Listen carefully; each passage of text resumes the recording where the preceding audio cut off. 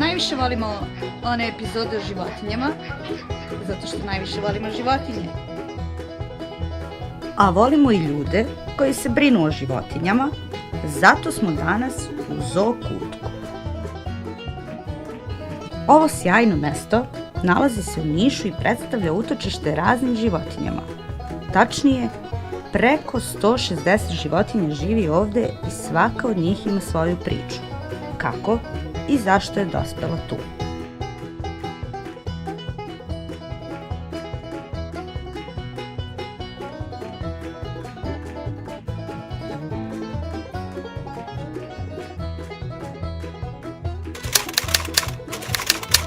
Pa Zoo Planet je osnovan 2009. godine i idejni tvorac cele ideje je Dušan Stojanović, predsednik udruženja. Mi smo i dalje, i tada i sada, jedino udruženje koje se bavi divljim životinjama u našoj zemlji. I to radimo u saradnji sa Zavodom za zaštitu prirode i Zavodom za zaštitu ptica. Stalno smo u kontaktu sa njima kada se pojavi povređena životinja koja je na CITES listi.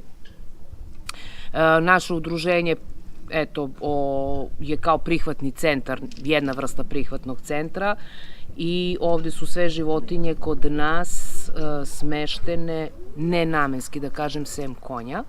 Konji su namenski ovde jer imamo ta terenska jahanja koja su jako interesantna za ljude, pogotovo za nejahače. Imamo 3 staze u ponudi koje po zakazivanju ljudi mogu da dođu. A sve ostale životinje koje su kod nas, što se kozice, magarići,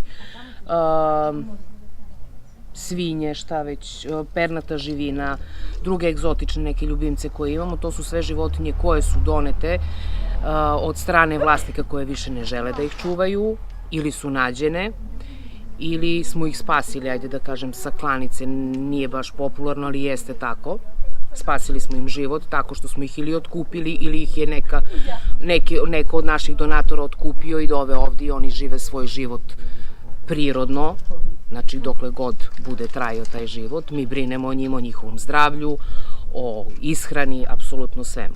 Što se tiče pomoći našem udruženju, pošto generalno nemamo pomoć ni od grada, ni od države, već pišemo projekte i imamo otvorene dane za posetioce vikendom, subotom i nedeljom, u zimskom periodu od 11 do 17 sati, u letnjem periodu od 11 do 19 sati.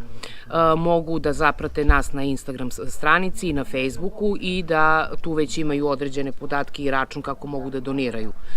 Apsolutno sve donacije koje se uplate idu za hranu, za kupovinu hrane u našim životinjama, za kupovinu lekova.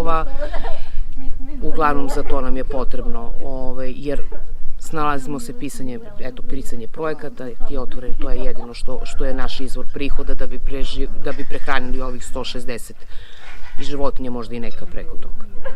Znači, ovako, što se tiče volontiranja, to je još jedan od načina na koji se može pomoći našem udruženju. Veoma je lepo zato što samim tim što neko volontira ovde radi pomaganja životinjama, može da stekne velika znanja o tome kako se čuvaju životinje, da stekne dosta znanja o konjima, o jahačkom sportu, o jahanju generalno, i isto tako ovde stičemo svi neka nova prijateljstva, tako da je jedno veoma zdravo okruženje. Ja sam ovde 2 godine volonter. Došla sam iz razloga što mi je bila potrebna neka stručna praksa, jer kao student biologije i kao neko ko zaista voli životinje, htela sam da se uključim u neko udruženje koje se bavi spašavanjem životinja i koje se brine o zaštićenim vrstama. I šta vam najteže pada? Šta nam najteže pada? Pa ne znam, kada smo svi ovde zajedno na okupu, koliko god je teško, nalazimo rešenje za bilo koji problem i sve to gledamo da prevaziđemo kroz osmeh i kroz druženje.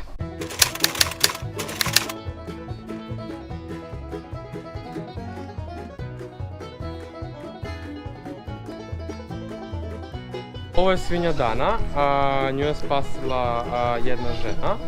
Inače Dana ima problema sa kičmom, ima paralizu kičme i zbog toga je nepokretna u zadnje 2 noge, ona tu živi u tom prostoru. U suštini njoj to ništa ne smeta, samo je bitno da ima malo, da kažem, deblju prostorku, da se ne bi odrala. što je to. Ovdje imamo kapetana. Sa njime zajedno Bobby, ovaj mali budući Jovan. Kapetan je došao sa tim imenom ovde kod nas.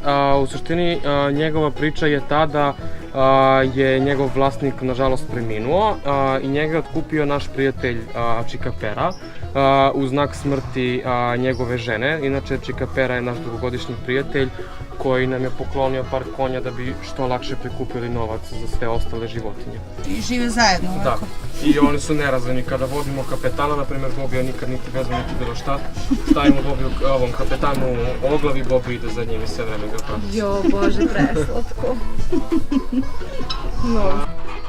Ovo je Amigo, on je kastrat, on je došao kod nas sa 7 meseci. I da kažem, mi kažemo za njega da je bio siroče jer su ga malte ne ostavili ovde kod nas. I onda smo ga ovde najahali, pripremili za školu jahanja i sad on koristi za šetnju, da šetamo decu na njemu, za časove jahanja, tačno školicu jahanja. Tora je naša kobila koja je ovde na pensionu, pošto pored toga da kažem pružamo i te uslove. Radimo bukvalno sve da bi mogli da prehranimo životinje, tako da je ona na pensionu. Ona isto takođe ima interesantnu priču. Nju je spasila jedna naša volonterka, tačnije njenu mamu. Njena mama je inače bila višestruki prvak pošto je galoper bila i naša ta volonterka je od uvek voljela konje, htjela da kupi sebi konja.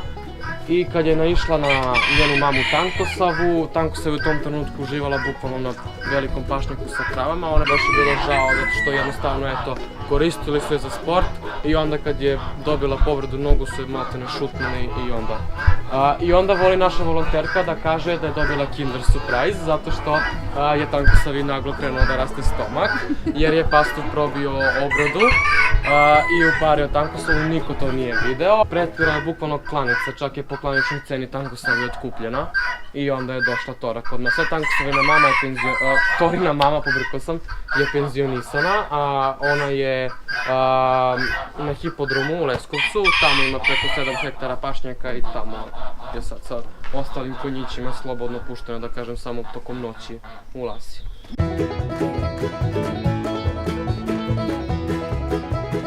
Onda zatim imamo strelicu, ona se najviše koristi za hipoterapije, koristi se za šetnice, za školu jahanja, ali u suštini pošto je sad on ima 18 godina i uglavnom se koristi samo za hipoterapiju. A koliko često vam dolaze ljudi za hipoterapiju?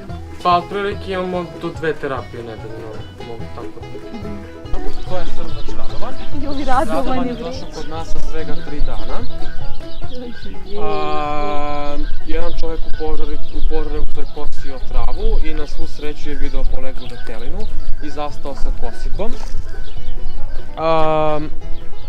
Pomerio je malo lane na stranu, očekivao što će majka da se pojavi umeđu vremenu i nastavio sa kosidbom, međutim kad je već pao mrak, on krenuo kući, majka se nije pojavila, on je uzeo lane i poneo kući.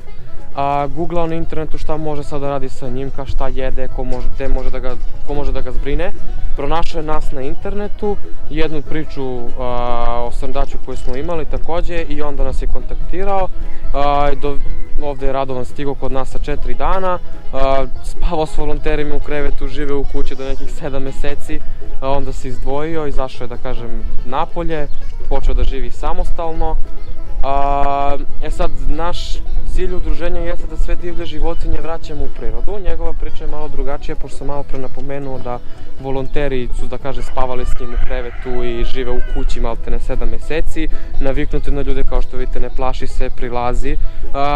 Jedna stvar jeste ta da je on dosta sad laka meta za lovca za prirodu, a druga stvar jeste da je miris naših žena dosta sličan njihovim ženkama i da može da se desi da napadne u sezoni parenja. Naših žena kao ljudi? Kao ljudi, da. Ja kažem naših žena i vaših žena. Da.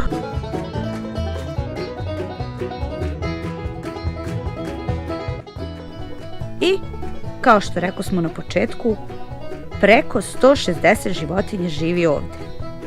Što znači da ima preko 160 zanimljivih priča. Mi smo vam ispričali nekoliko, a vi ako želite da čujete ostale, o kozici Bulevarki i njenoj ekipi, o vepru Srećku, magarcu Marku, afričkom tvoru Ili i mnoge druge, obavezno posetite Zoo Kutak u Nišu. Svaki put kada posetimo neko ovakvo mesto, napunimo se pozitivnom energijom. Kao prvo, zato što same životinje utiču tako pozitivno na ljude, a drugo, zato što nas ovakva mesta podsjećaju da još postoje ljudi koji su puni empatije i ljubavi i koji su spremni da svojim delovanjem menjaju svet.